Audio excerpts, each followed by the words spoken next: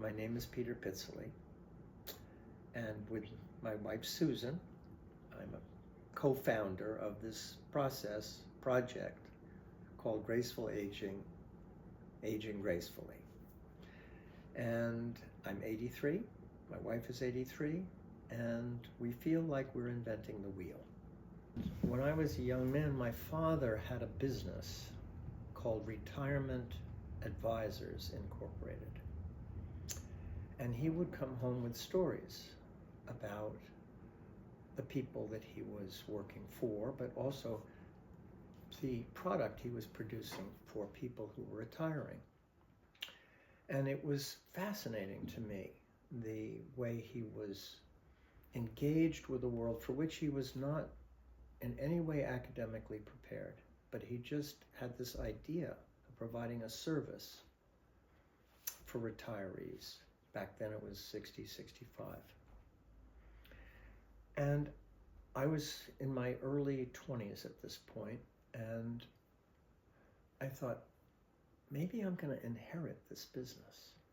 And I thought I would like that because it involved interactions with people of all kinds and then producing something of service to them. Well, the long and the short of it is what my dad sold the business and I went on to other things. But somehow that was a very interesting moment in my own life when I realized I had a kind of an aspiration to work with older people.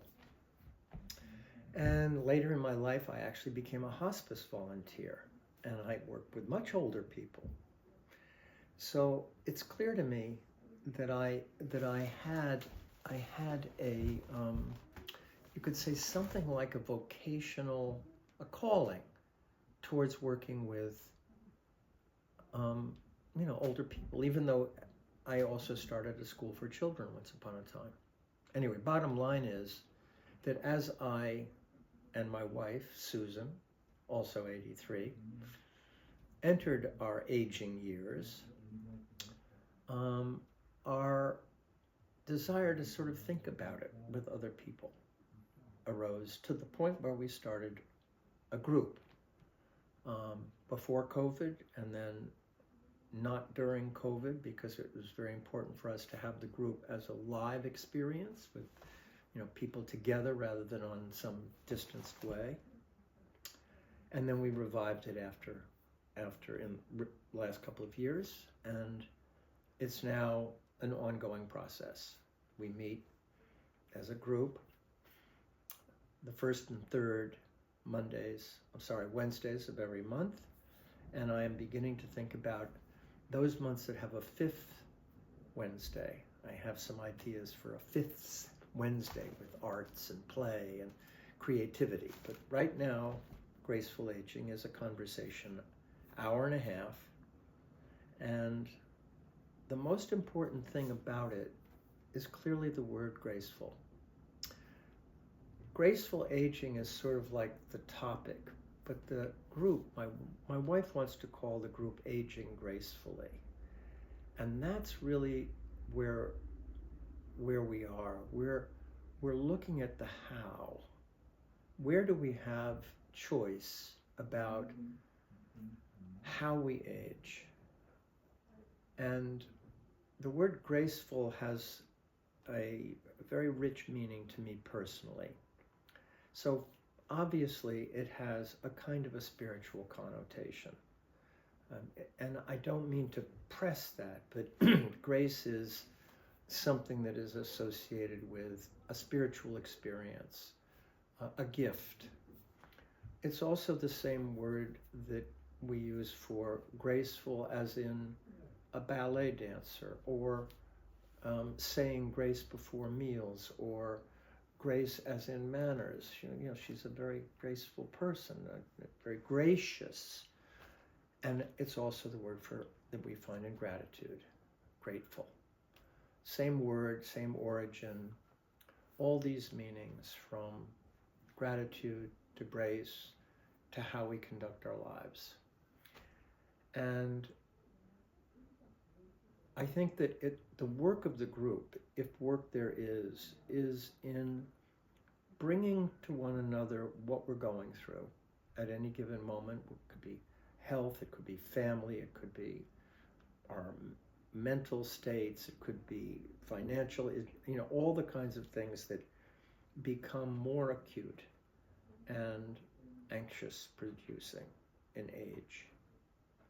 Bringing those to one another and then opening it up such that we might see some choices or at least feel less alone with some of these challenges.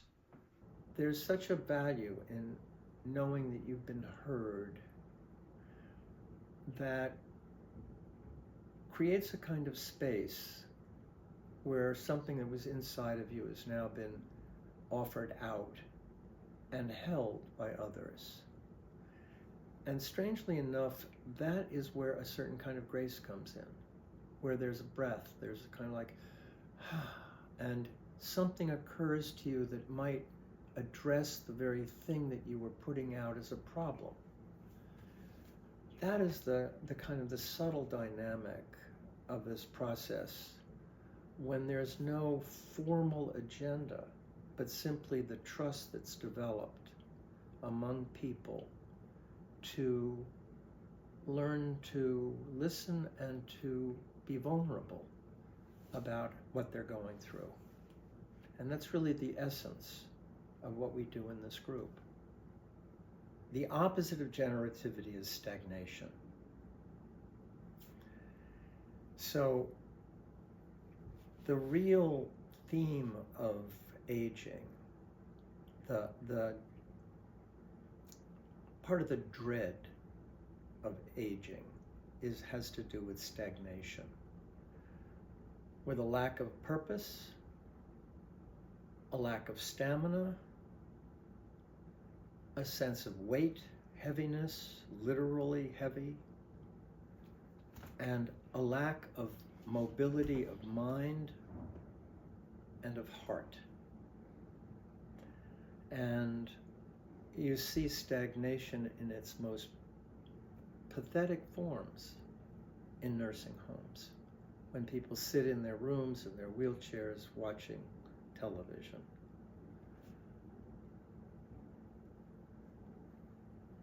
So the desire to keep somehow generative, keep alive, keep fertile, is a deep, deep impulse in the human being. And again, our culture provides so little outside of these very reduced environments for older people.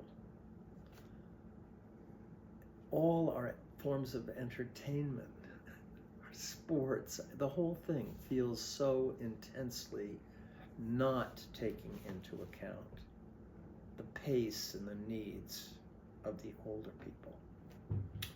So what is generativity? It's each person to find it.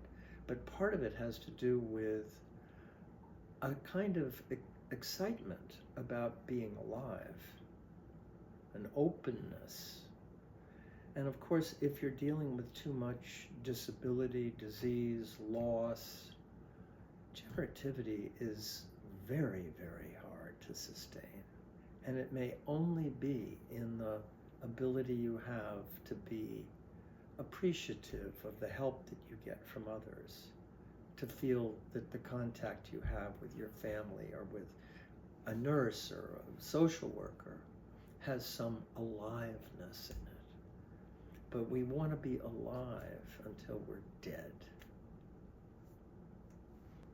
So I've just had cataract surgery. I've had the left eye done. And other people in the group have had cataract surgery, and others will have it. So it's a thing. It's a thing that generates anxiety, but it's a thing also that changes you.